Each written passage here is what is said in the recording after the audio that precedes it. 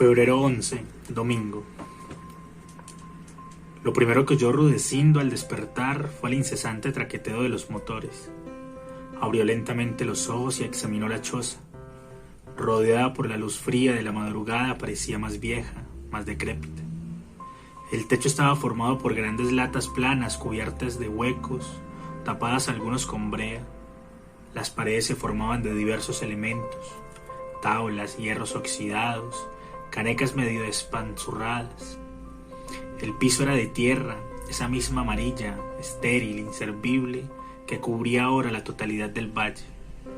La puerta, sostenida por un milagro de equilibrio, era casi cóncava. Posiblemente el sol y la lluvia le habían dado esa forma de canoa. Recordó las curiaras meciéndose sobre los ríos llaneros.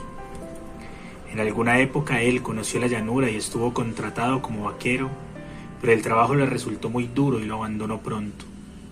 Pensó que la puerta era una curiara y todo el valle un extenso río, y él, allí solo, un náufrago. Intentó estrangular sus pensamientos, pero eran más fuertes que él y lo poseían. Lo inundaban de una sensación extraña. Sintió el vacío total, absoluto, como si cayera desde una roca o una cima interminable. Alzó los brazos en el aire, tratando de encontrar un punto de apoyo. Entonces despertó a Pastora. Ya es de día, mija. Ay, y cómo me duele la cintura. Será por la posición tan incómoda en el suelo. Estiró el cuello y luego se sentó. Miró incrédula los contornos de su albergue, ya perfectamente dibujados por la luz, y los pensamientos volaron hacia el pasado, pero ella violentamente los hizo regresar a la época actual. No estaba el palo para hacer cucharas. No había tiempo para lamentaciones inútiles. Se hallaban solos en el mundo, ellos 4, ellos 5, quizá. No tenían a quién acudir, no contaban con una mano amiga que se sintiera fraternal y acogedora. Debían luchar solos contra la humanidad y no dejarse vencer por ella. Solos, solos. Pensó que estaban abandonados, que frente a ellos medio mundo trataba de engullírselos, de dominarlos, de exprimirlos. Se levantó. Tenemos 30 centavos para comprar el pan, mijo. Debe ir a la tienda de don... ¿De don qué? Don Joseto. Sí, corre a comprar algo. La señora Cándida nos ofreció agua de panela. Es muy buena la mujer. Rudecindo tuvo casi que tocar el suelo con las manos para poder salir por la puertecilla, chueca y deforme como sus propios destinos. Ya afuera, el paisaje desolado de sus alrededores volvió a atemorizarlo. Contempló el sauce marchito, casi gris, como canoso, que bañaba sus gajos en las ondas pútridas del charco en donde la noche anterior había ofrecido la rana su sinfonía doliente. Contó las canecas espichadas que, como cadáveres metálicos, se pulverizaban a los lados de la choza. Pasaban de 50. Luego miró el rancho donde vivían Cándida y su hijo, suyo, solamente de ella, porque era un niño sin padre. Neco se llamaba. Era bonito el muchacho, tal vez demasiado pálido, pero ese mismo aspecto enfermizo le daba un mayor encanto, el de su fragilidad. Parecía un muñequito de cera, pronto a romperse. Neco. ¿De dónde había venido la vida? Del mismo punto, quizá, de donde había salido él, Rudecindo Cristancho. Un hombre pobre, desgraciado, desamparado. Entonces, con fuerza, se dio un palmotazo en la cabeza y echó a andar hacia la tienda de Joseto. Descendió del montículo de nuevo, se movió entre sus anchos pies descalzos del polvo amarillento del camino y otra vez sintió cólera contra esas partículas persistentes que parecían perseguirlo. Estaba formada la tierra por ceniza, por polvo, por sudor, por trabajo de todos esos hombres que vivían apiñados en el barrio pobre de Timbalí. Y como el día anterior, sus ojos se posaron con ansiedad y con rabia en los edificios de los extranjeros. Eran personas superiores a ellos, pensó luego. Tenían mayores conocimientos. En fin, hablaban inglés. Para Rudecindo hablar inglés era tanto como tener entrada libre al cielo. Él sabía ya, por referencias de sus amigos campesinos, todo aquello. Buenos días se decía. No, lo había olvidado ya. Eran unos sonidos trabajosos, como emitidos por la nariz, como rebuznos. Había dicho él riéndose la primera vez que le contaron aquello. Gut, sí, gut, pero el resto no lo recordaba. Místeres y Musius eran dueños de aquellas casas brillantes situadas al borde de las calles negras relucientes, limpias. Allí estaba la tienda de Joseto. Regresó a la realidad y entró. Vio una vitrina de color oscuro, con los vidrios sucios, llenos del mismo polvo que hacía asfixiante el camino. Tras ellos se agrupaban dulces de diversas clases, botellas desocupadas y otras llenas de vino de pésima calidad, aguardiente, ron, cerveza en grandes canastas de madera. ¿Qué se le ofrece? La voz lo asustó. Era clara, bien timbrada. Vio tras el mostrador un hombre, 30 años tal vez menos, alto, moreno, con pelo reacio e hirsuto.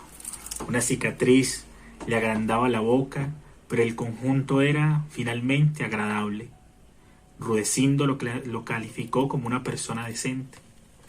Vengo a ver si me vende unos panecitos, unos 30 centavos, su merced. Joseto se inclinó y metió la mano en la vitrina. Sacó 3 panes pequeños, morenos, cubiertos por una finísima capa de polvo. Aquí tiene. Esto vale 30 centavos. Si le parece barato, puedo darle solamente 2. No, su merced, así está bien. 3 panecitos tan pequeños que cabían en sus manos cerradas y sobraba espacio. Uno para Pastora, que estaba encinta, antojadiza. Uno para Mariena, otro para su hijo. Él, en fin, era hombre y podía soportar el hambre por más tiempo. Cándida estaba levantada ya. Escuchaba el llanto uniforme mecánico de Neco. Buenos días, su merced. Hola, ¿cómo pasaron la noche? ¿Sintieron mucho frío? No, más bien no. La casita es algo abrigada. Tiene que buscar una caneca con restos de alquitrán para tapar los huecos del techo. El diablo hizo así con este ranchito y no se cuela el viento, y aun cuando llueva no hay casi goteras. Sí, señora, ¿qué dijo? Alquitrán, brea, como esta, respondió señalándole unos residuos en el fondo de una caneca rota. Bueno, sí. ¿Quiere que venga mi mujer a ayudarle? ¿Ya se levantó ella? Hace rato. Es muy madrugadora. Mándela entonces. Rudecindo se alejó. Sentía los ojos de Cándida fijos en su espalda. Procuró por unos momentos caminar derecho, pero no lo consiguió. Entregó los panecillos a Pastora y luego de enviarla a la casa vecina se sentó en el suelo y reclinó las espaldas contra la pared de su choza. Taparía las goteras. Más tarde. Ahora estaba cansado. Cerró los ojos. El hambre le cosquilló el estómago y sintió náuseas. Tragó saliva con fuerza para alejar la sensación de mareo que lo poseía. Se pasó la mano derecha por la frente. Oyó lejano el ruido de las máquinas y miró a la montaña. Tanta riqueza almacenada bajo los arbustos, bajo unos 2 metros de tierra. Él trabajaría en la pintada como obrero, golpeando las rocas con el filo de la piqueta.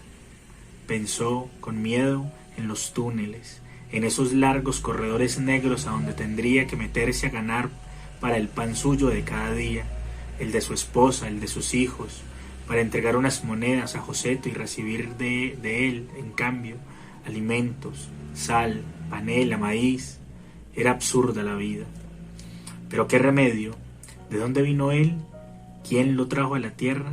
¿Qué brazos lo adormecían en las noches? ¿Qué manos trabajaron para darle el sustento cuando niño? Sus recuerdos se perdían en la sombra. Se esfumaban como si su camino tuviera múltiples recodos, pero alguien había sufrido por él lo que él padecía ahora por Pacho, por Mariena. Alguien pensó con cariño, con agradecimiento en sus padres. Se le ensanchó el corazón y en él penetró la luz esplendente de la madrugada. Luego el acceso pasó. Volvió la sombra, la calma gris y pegajosa como aquella capa que cubría los árboles, las casas, las cabezas de todos los habitantes de Timbalí. Sonaba bonito el nombre, lo dijo en voz alta, Timbalí. Él estaba comprendido en una de aquellas letras, porque ya formaba parte del pueblo. Examinó los alrededores con fastidio. No era siquiera el barrio pobre, eran las afueras, el basurero. Él sintió destinado para tirar los desperdicios, las cosas inservibles. Y allí estaba él, con su pequeña familia, entre lo inútil. Pensó en Cándida. La mujer no era fea y en los ojos tenía una chispa atrayente. Recordó a Pastora, con sus mejillas y sus senos flojos, colgantes, secos, con su vientre hinchado, sus piernas descarnadas. Pero ella había sido bonita, mucho más que Cándida. Había tenido el rostro sonrosado, las mejillas firmes, hoyueladas a veces por la risa, y habían sido duros sus senos y fuertes sus piernas. Está bajada por la vida, por los sufrimientos, como un billete viejo que ha conocido muchas angustias, muchas lágrimas. Oyó lejana la voz de su esposa. No era su mismo acento de antaño, dulce, suave y acariciador. Ahora era áspero, chillón. Todo envejece, todo acaba. Aquellas minas se extinguirán también. Rudecindo, ¿no venís a desayunarte?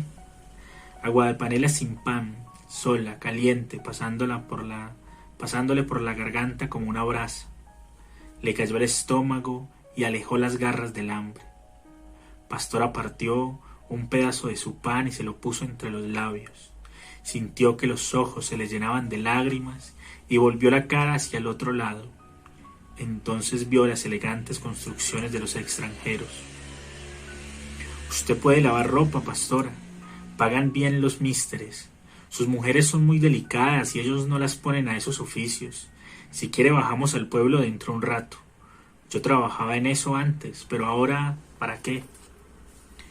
Y agua, doña Cándida, agua bien pura para la ropa blanca.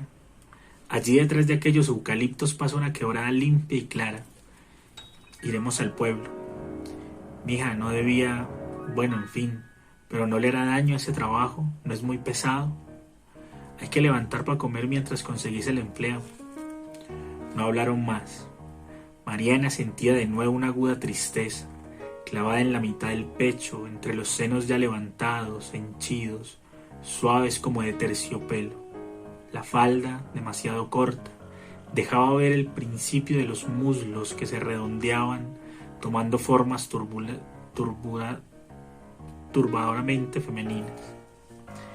Pastora volvió del pueblo con un cargamento de ropa. Le ayudaba a trechos. Cándida, Rudecindo sentada en el suelo idiotizado, las vio venir. Se incorporó con dificultad, estiró sus largas piernas y bajó para ayudarlas. ¿Sabes cuánto me pagan? ¿Sabes? 2 pesos siquiera, mija. 2 pesos, asombrate, viejo. 5.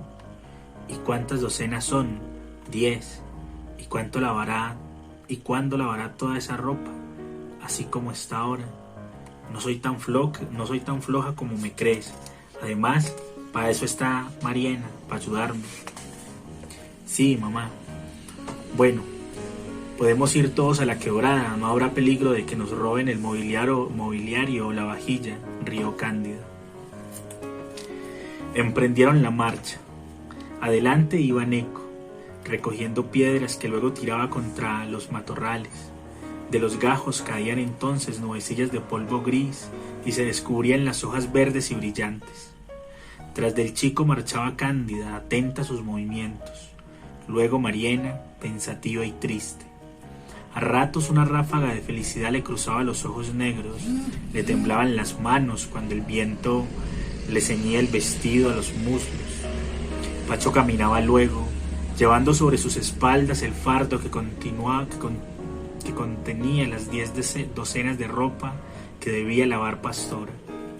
Ella marchaba del brazo de Rudecindo, quien trataba de protegerla, de ayudarla. Sí, era muy buena su mujer, trabajadora. ¿Qué sería de él si la perdiera? Pensó con temor en los días venideros, cuando el fruto llegara a rasgar el capullo y pusiera en peligro la vida de su compañera. La apretó más contra su cuerpo, como deseando evitarle los dolores del futuro alumbramiento. Oyeron, claro, cristalino, el ruido musical de la quebrada. Al abandonar el camino amarillo llegaron a un prado protegido de polvo por los altos eucaliptos. Era grata la vista aquella frescura del potrero, en medio del cual corría la quebrada de agua transparente que dejaba ver en algunos sitios las piedrecillas del fondo. Helechos y palmas pequeñas crecían, silvestres, a la sombra de los alisos que hacían el ambiente más íntimo, más acogedor. Neco gritó de alegría. Pacho dejó caer la ropa sobre el pasto y corrió tirándose luego al suelo, en donde dio 3 botes. El espectáculo los reconciliaba con la naturaleza, con la vida, con sus amargos destinos. Cándida aspiró con delicia el aire frío y Mariana sumergió sus manos suaves y blancas entre las aguas fugaces que parecían detenerse para acariciarlas. «Aquí hay muchas sardinas», les dijo Cándida. «Los muchachos vienen con frecuencia a pescar». «Ah, sí», preguntó Rudecindo. Una idea se le había venido a la cabeza. Se encaminó hacia uno de los alisos que extendía por sobre la quebrada sus ramazos verdes y frescas. Trepó con alguna dificultad por el tronco y partió un gajo delgado y derecho que fue pelando con cuidado. Pacho lo miraba, sin comprender, hasta que de pronto lo entendió todo. «¿Tiene anzuelos, papá?» «Solo uno. Vamos a probar suerte. Ojalá consigamos algo y así almorzaremos aquí mismo». Del bolsillo de su vieja camisa extrajo un papel sucio doblado con esmero.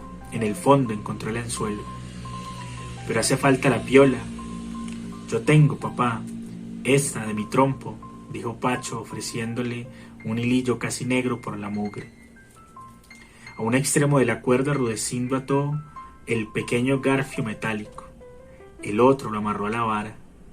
Armado de esta guisa se encaminó al riachuelo en un sitio que le pareció propicio. Era un pozo profundo, al que daban grata sombra los brazos abiertos de un enorme aliso. Se sentó sobre su raíz que formaba un banquillo natural. Pacho capturó un grillo que Rudecindo colocó en el anzuelo. Después lo tiró a la quebrada y esperó pacientemente. Entretanto, Pastor había desatado el paquete de la ropa y la extendía sobre el pasto, clasificándola. Dio una parte a Mariana y tomó la otra para sí. Se acercaron a las orillas del riacho, en donde alguien había colocado 2 lajas sobre las cuales golpeaban los trapos y los impregnaban de jabón, y empezaron la pesada tarea del día. Para que el agua no les mojara los vestidos, se los llevaron hasta la mitad de los muslos. Se vieron los descarnados de Pastora, que parecían incapaces de sostener todo el peso de su cuerpo, y también las piernas perfectas ya de Mariana, que se apresuró a arrodillarse sobre el pasto tras de la enorme laja, sonrojada, avergonzada de su propia belleza. Cándida se sentó a un lado y colocó sobre sus rodillas a Neco. Contra su costumbre el muchachito estaba alegre. Quería ir a todos lados, meterse a la quebrada y buscar en su fondo piedrecillas de colores, pero ella no lo dejó. Podría enfermarse su muchachito. Al fin éste salió triunfante. Dejó sola a la madre y corrió al lado de Rudecindo y de Pacho, que esperaban a que las sardinas picaran el anzuelo. Pasaba el tiempo. El sol estaba alto ya en el cielo. Sus rayos caían sobre el paisaje, llenándolo de una luz casi violenta. Los árboles estaban quietos. Parecían monjes vestidos de gris, canosos ancianos detenidos al borde del prado. A veces bajaba de la montaña en donde se hallaba situada la pequeña mina de la Pintada una ráfaga fresca y se oían entre los eucaliptos murmullos como de oración. Se arrugaba la seda fría de la quebrada y se alborotaba el cabello negro de Cándida. «Voy hasta la casa», le dijo a Pastora. «Traeré sal, harina y cebolla para que hagamos la sopa aquí. Una vez que otra es necesario cambiar de ambiente. Tendremos un almuerzo campestre». Quiso llevarse a Neco, pero el muchacho protestó. «Déjelo aquí con nosotros, su merced». Se fue la mujer. Rudecindo no pudo evitar mirarla. Tenía airoso el andar, movía rítmicamente las caderas y los hombros. Bajo la delgada tela del vestido le adivinó el cuerpo grácil, joven y firme, como era el de Pastora cuando la conoció. El sol, envolviéndolo, lo llenaba de extraños deseos. Apretó los párpados con fuerza, luego volvió la cabeza, no observaría más a Cándida. Lo incomodaban sus ademanes libres. Miró, ya más calmado, el agua fugitiva. Sintió un tirón en la vara y la alzó con fuerza, pero el anzuelo estaba vacío. El grillo había desaparecido. «Ya picaron, papá, ¿sí ve? Ya picaron». «Búsquese otro animalito», ordenó Rudecindo. «Ah, condenada, se nos fue la primera». Pacho dio algunas vueltas por el prado, inclinándose de vez en vez sobre la hierba. Por fin aprisionó con sus ágiles dedos un grillo grande, con el cuerpo verdoso y de las alas amarillentas. Rudecindo lo sometió a una rara pero necesaria operación. Con la uña le quitó las patas y después atravesó su cuerpecillo con el filudo anzuelo. Hecho esto con la mayor tranquilidad, lo tiró al agua y se reclinó contra el grueso tronco del aliso, dispuesto a esperar todo el tiempo que fuera necesario. Avanzaba el sol por el cielo diáfano azul. Se oían los golpes de la ropa húmeda contra las piedras. El sudor llenaba de pequeñas goteritas la frente de Pastora. Mariena, más fuerte, soportaba mejor el trabajo. Fueron haciendo sobre el pasto, en un sitio limpio, un gran montón con las prendas después de impregnarlas de jabón. Las expondrían al sol por un rato para meterlas luego, por última vez, a la quebrada y dejarlas secar después. No llegaba Cándida, ya estaba tardándose demasiado. ¿Por qué le venía su recuerdo?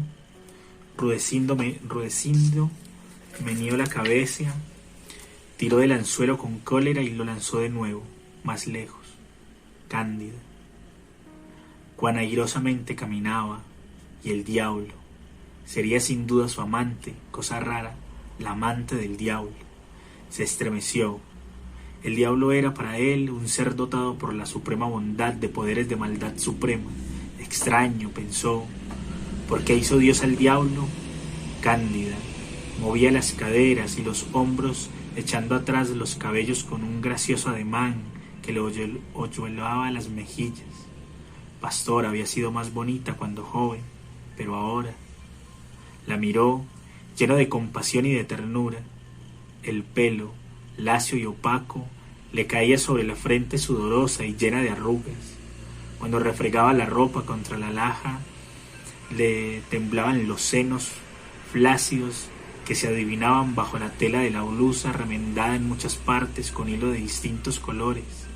Y más allá Mariena, su hija, vuelta de pronto mujer. Sintió que alaba en el anzuelo, le dio un tirón rápido y oyó el grito jubiloso de Pacho. La pescamos, es grandísimo, papá, parece una trucha». Sobre el pasto verde, como una saeta de plata adornada con lentejuelas de colores, se debatía en las últimas convulsiones una sardina bastante grande, tanto como la mano extendida de Rudecindo, que la miraba codicioso y feliz. Mariana se levantó de su sitio y acudió curiosa. «Pobrecita, se está muriendo». «Ya tenemos algo para el almuerzo», dijo Rudecindo. «Ahora, Pacho, búsquese otro grillo». «Qué sardinota». Pastora también había levantado la cabeza para mirarla. Luego se inclinó de nuevo. Mariana regresó al trabajo. Se levantó la falda para no mojarla. Y aun cuando nadie la miraba, se puso roja como una amapola. Su rostro adquirió matices bellísimos, los ojos bajos, las mejillas encendidas, la boca temblorosa. Era la personificación de la juventud. Era una mujer bonita, metida entre aquella tula burda. Su cuerpo, ya modelado definitivamente a pesar de sus 14 años, era un milagro hecho por la naturaleza en medio de esos harapos. Regresó Pacho con otro grillo. Rudecindo lanzó el anzuelo al agua. Llegó Cándida. Venía con el cabello alborotado, el rostro encendido y pequeñas goteritas de sudor en la frente. Traía en la mano la misma olla en donde hicieran la mazamorra de la tarde anterior y en la otra un taleguito de papel. Me encontré con el diablo, dijo como disculpándose. Por eso me demoré, pero de algo sirvió. Tendremos pan y carne para el almuerzo.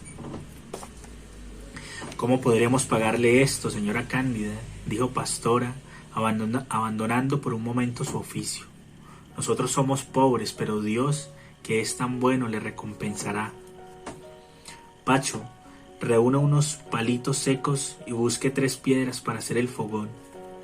El muchacho recogió pronto una buena cantidad de ramas secas y de tablas viejas provenientes de los cajones inservibles arrojados en el basurero. Con un fósforo, Cándida prendió la hoguera y empezó a preparar el almuerzo. Pasó un rato. Nuevamente Rudecindo tiró con fuerza el anzuelo. Otra sardina, más grande que la primera, cayó sobre el pasto. Dorada, con tonos azulinos, rojos, de ópalo y de topacio. Poco a poco fue calmándose hasta quedar inmóvil.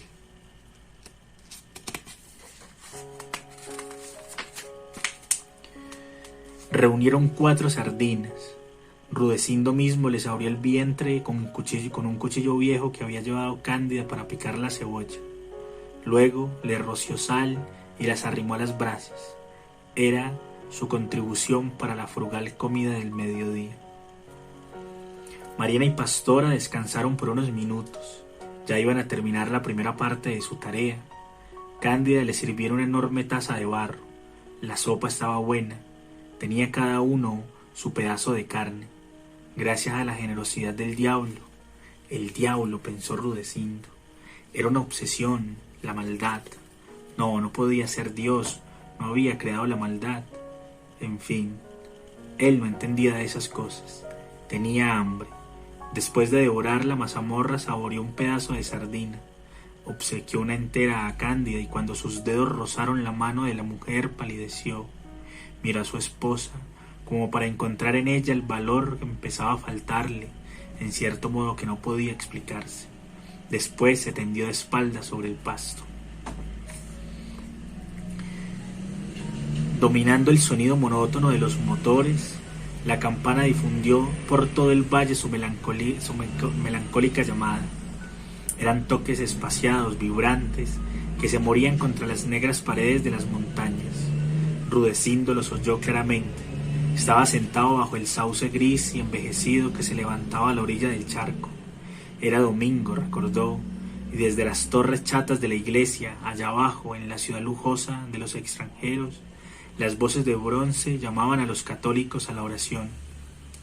Pastora salió de la choza. Llevaba recogido los cabellos opacos bajo una pañoleta de diversos colores, muy vieja ya. Mariana salió también. Se tapaba la cabeza con un velo negro, regalo de su padre en el último cumpleaños, pocos meses antes. Cuando Pacho, con su vestido de paño, apareció en la puerta, la mujer llamó a Rudecindo. Él se incorporó con parsimonía, como si le costara trabajo hacerlo, y se dirigió hacia el grupo que formaban su esposa y sus hijos. Mariana estaba muy bonita. Una blusa blanca de tela hacía resaltar el encanto del túrgido seno. Completaba su atavío la falda angosta de color rojo y unos zapatos blancos, viejos ya pero limpios. Iba muy atrayente. Rudecindo se encolerizó cuando, al llegar a las primeras casas del barrio obrero, un muchacho algo ebrio la silbó. El polvo de la calle, empujado por un vientecillo que se había desatado intempestivamente, formaba remolinos dorados que danzaban de un lado para otro y que acababan apagándose sobre el suelo. Las paredes de las casas eran todas de un color uniforme, estaban cubiertas por una gruesa capa amarilla. Los tejados, las puertas, las estrechas ventanas, todo era igual. El sol, que lanzaba desde el momento sus últimos rayos, iluminaba con trabajo las callejas oscuras y sórdidas. A las puertas de algunas casas se veían individuos de aspecto patibulario que hablaban de política, que comentaban el socialismo, que elogiaban las doctrinas de Rusia y maldecían el imperialismo yanqui, o murmuraban en contra del gobernador y el ministerio de Hacienda, a quienes culpaban por la carestía, cada vez más inaguantable de la vida. Las frases se perdían en la distancia, pero algunas alcanzaron a impresionar a Rudecindo.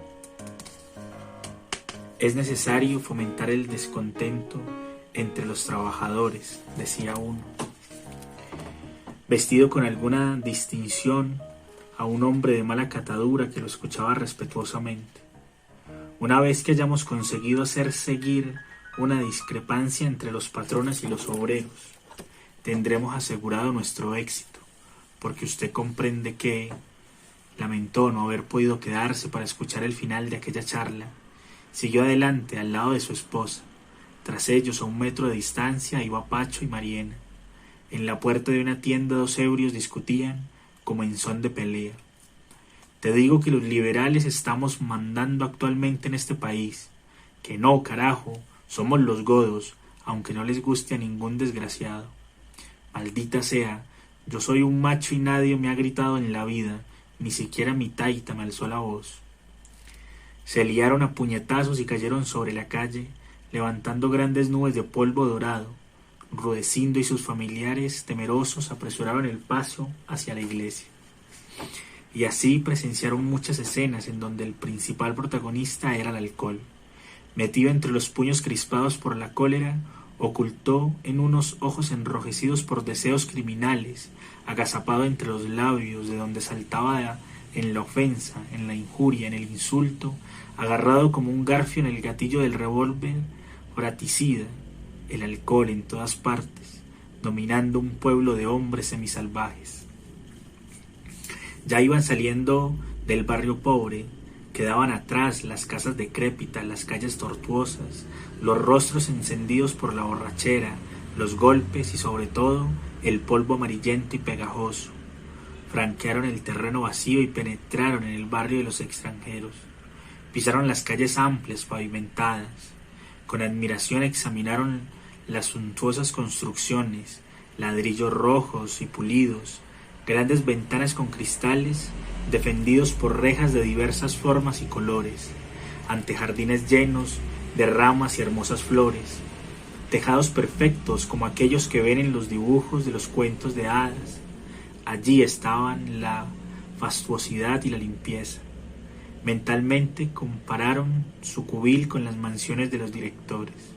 Rudecindo sintió de nuevo una especie de cólera, a la que luego sucedió, como un bálsamo, una resignación sin límites con su destino.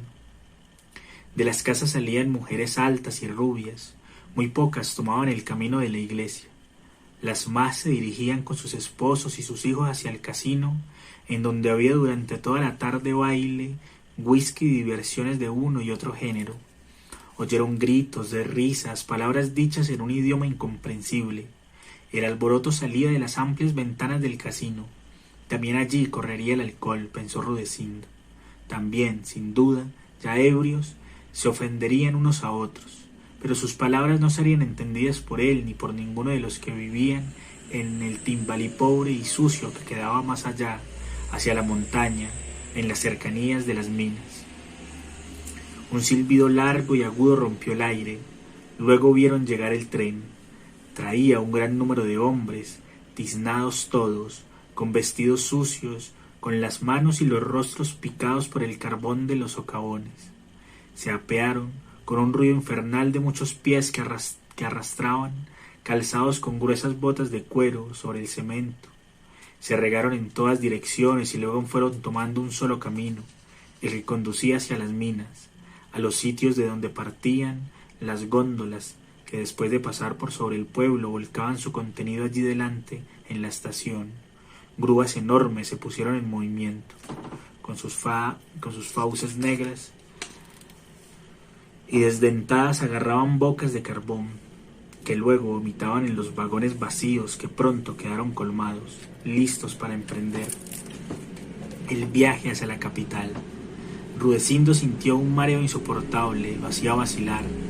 Tanta gente, tanto ruido, tantas máquinas, tantos peligros. Tomó de la mano a Pastora y llamó en voz alta a los muchachos. Más allá quedaba la iglesia, blanqueada con cal. Las torres achatadas, brillantes, como fabricadas con latas de zinc. En un blanco nicho reposaban las campanas, grande la una, la otra pequeña, con voces distintas y bien timbradas. Echaron a volar sus repiques por el ruido interminable del valle. Era el último toque para la misa vespertina que celebraba el padre de la ciudad, cercana todos los domingos. Las puertas del refugio eran negras, adornadas con arabescos dorados. Rudecindo las abrió, empujándolas suavemente. Todos penetraron en la iglesia. Era larga, con el techo plano. Tenía a los lados pequeños ventanales protegidos por vidrios de colores, dispuestos en figuras místicas. Al frente el altar, sencillo, sin más imagen que un crucifijo enorme, tallado en madera, al que tenía gran devoción todos los vecinos de Timbalí. Algunos cirios difundían por la capillita un humo vacilante y espeso. Bombas dispuestas en altos portalámparas aclaraban el recinto. Una docena de escaños formaba el mobiliario de la capilla. Ya se hallaba en su mayoría ocupados por gentes sencillas, pobres, mal vestidas, los rostros famélicos, las mejillas pálidas y hundidas, mujeres con el vientre hinchado por la proximidad de los hijos no deseados, hombres sucios, tiznados, con los vestidos con que habían bajado de las minas una vez terminado su turno diario, otros ebrios, dormidos descaradamente en los escaños. El espectáculo inspiraba compasión, terror, asco, y dominándolo todo, como perdonándolos y bendiciéndolos, la imagen de Cristo con sus brazos abiertos. Rudecindo hizo sentar a su esposa, a Mariena y a Pacho en una banca desocupada. Él terminó por sentarse también. De la pequeña sacristía, en donde el párroco trocaba su sonata vieja por los ornamentos necesarios para el culto, salieron dos muchachitos vestidos de acólitos. Encendieron algunas velas en el altar, colocaron los libros en su sitio y se arrodillaron por un rato delante de la imagen del crucificado. Luego apareció el cura y empezó la misa. Frente a Rudecindo se hallaban sentados dos borrachos, no decían nada. Sus ojos se cerraban, inclinaban la cabeza sobre el pecho y de pronto la levantaban, asustados, y fingían escuchar. Pero luego la borrachera los dominaba y caían en esa somnolencia invencible que produce el alcohol en cierto grado. Más allá, en otra banca, una mujer se había quedado dormida con el seno desnudo, que en el balde chupaba un pequeñito expuesto a caer al suelo a cada momento. Un borracho solo, sentado al pie de un banco colocado contra pared, gesticulaba ridículamente como si hablara con alguien. Los demás eran hombres sucios, llenos de sudor, de hollín, de humo, cubiertos por ese mismo polvo amarillo del camino que parecía invadirlo y dominarlo todo como una plaga. Rudecindo se dio cuenta de que no estaba prestando atención a los rezos. Fijó los ojos en el altar para alejarlos de aquellos cuadros trágicos y grotescos a la vez. El cura había terminado de leer el Evangelio y se disponía a comentarlo conforme a la costumbre. Se aclaró la garganta y habló. Habló para los tres borrachos que no lo escuchaban, para la mujer que dormía profundamente, para aquellos hombres de rostros famélicos, de ojos hundidos, para esas pobres hembras que tenían que vender su intimidad para mantener a sus hijos. Los que no estaban embrutecidos por la borrachera lo oían absortos, silenciosos, impregnándose de sus palabras. las necesitaban. Eran consuelos que les llegaban al corazón directamente, porque ellos sufrían y anhelaban ser comprendidos, y eran consejos que los guiaban, que los apartaban de los caminos fangosos en donde muere la dignidad humana. La pobreza, llevada con resignación, es una virtud grata a los ojos del Altísimo. Muchos de vosotros, hermanos míos, os despertáis por vuestro destino, pero recordad que cuando Dios vino a la tierra para redimirnos, no llegó entre las sedas y las comodidades, entre los ricos y los potentados. Descendió desnudo sobre el heno de un establo, en la mayor pobreza, en la más grande humildad, y luego creció como un obrero, trabajando al lado de San José. Por eso el trabajo, hermanos, es la honra más grande para el hombre. Por él se dignifica, se engrandece. El ocio es el origen de los vicios, de los pensamientos putrefactos, de los deseos pecaminosos.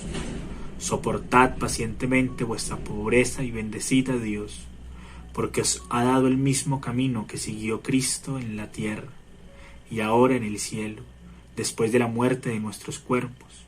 Por esa resignación, por esa virtud de la pobreza, encontraremos al Padre, que nos abrirá sus brazos para recibirnos y albergarnos en ellos por toda la eternidad. Hablaba muy bonito el señor cura, se dijo Rudecindo. Aquello era sin duda alguna la verdad. La pobreza estaba calificada como una virtud, y el cielo quedaba más allá de la tierra. Esta parecería, aquel no tendría fin, más o menos lograba comprenderlo. Después de la muerte, el alma emprendería un vuelo hacia las regiones infinitas en donde moraban todos los espíritus, y Dios mismo las juzgaría, mala, buena, el premio, el castigo. Rudecindo cayó en un ensimismamiento muy común en él. Cuando se dio cuenta de la realidad, el cura estaba terminando la misa. Se arrodilló y con todo el fervor de que fue capaz, rezó una Ave María. Luego salió de la iglesia y se encaminó con Pastora y sus hijos hacia el basurero de Timbalí, en donde el azar había levantado una casa para albergarlo.